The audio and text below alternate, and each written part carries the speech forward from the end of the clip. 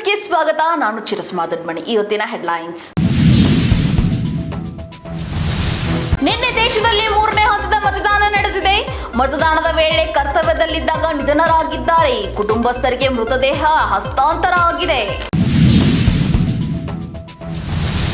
Medical ಕಾಲೇಜಿಗೆ ರೋಗಿ ಅಂದ್ಕೊಂಡು ಬಂದಿದ್ದ ಅಪ್ರಾಪ್ತ ಲೇಡೀಸ್ ಟಾಯ್ಲೆಟ್ಗೆ ಹೋಗಿ ಮೊಬೈಲ್ ಇಟ್ಟು ಚಿತ್ರೀಕರಣ. ಕೋರ್ಟ್ ಮುಂದೆ ಅಪ್ರಾಪ್ತನ ಹಾಜರುಪಡಿಸಿದ ಪೊಲೀಸರು. ಹಾಸನ ಅಶ್ಲೀಲ ವಿಡಿಯೋ ಪ್ರಕರಣ ತನಿಖೆ ತೀವ್ರಗೊಂಡಿದೆ. ಏಪ್ರಿಲ್ 30ರಂದು ಪ್ರಜ್ವಲ್ಗೆ ನೋಟಿಸ್ ಕೊಟ್ಟಿದ್ದ ಎಸ್ಐಟಿ. ಇವತ್ತು ವಿಚಾರಣೆಗೆ ಹಾಜರಾಗುತ್ತಾರಾ ಪ್ರಜ್ವಲ್ ರೇವಣ್ಣ? ಪೂರ್ಣಗೊಂಡ 2ನೇ ಹಂತದ ಮತದಾನ. ಲೋಕ ಅಭ್ಯರ್ಥಿಗಳ ಹಣೆ ಬರಹ ಮತಯಂತ್ರಗಳಲ್ಲಿ ಭದ್ರ. ಬಿಸಿಲನ್ನು ಲೆಕ್ಕಿಸದೆ ಉತ್ಸಾಹದಿಂದ ತಮ್ಮ ಹಕ್ಕನ್ನು ಚಲಾಯಿಸಿದ ಮತದಾರರು. ಕೋವಿಶೀಲ್ಡ್ ಲಸಿಕೆಯಿಂದ ಟಿಟಿಎಸ್ ಬರಲ್ಲ ಎಂದ ಫಾರ್ಮಾ ಕಂಪನಿ. ಲಸಿಕೆ ವಾಪಸ್ ಪಡೆದುಕೊಳ್ಳೋದಕ್ಕೆ ಕಂಪನಿ ಕೊಟ್ಟ ಕಾರಣ ಏನು? ಜಾಗತಿಕವಾಗಿ ಹಂಚಿಕೆಯಾಗಿದ್ದ ವ್ಯಾಕ್ಸಿನ್ ವಾಪಸ್ ಎಂದ ಕಂಪನಿ. ಕೊನೆಗೂ ಚಿಕ್ಕಮಗಳೂರಿನಲ್ಲಿ ತಂಪೆರೆದ ವರುಣ. ಕಲ್ಪತರು ನಾಡಿನಲ್ಲಿ ಮೊದಲು ಮಳೆಯ ಸಿಂಚನ. ಆಂಧ್ರ ತೆಲಂಗಾಣದಲ್ಲಿ ವರುಣನ ಆರ್ಭಟ, ಜನರಿಗೆ ಸಂತಸ.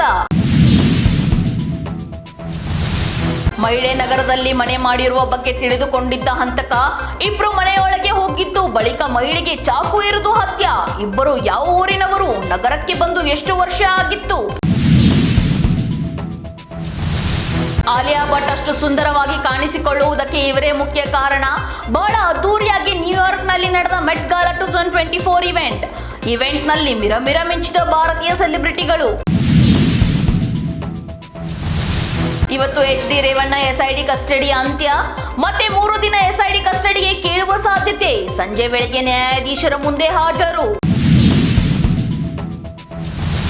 ತಹಸೀಲ್ನ ಇಸ್ಮಾಯಿಲ್ಪುರ್ ಗ್ರಾಮದ ಹೊಲದಲ್ಲಿ ಹೆಬ್ಬಾವು ಪತ್ತೆ.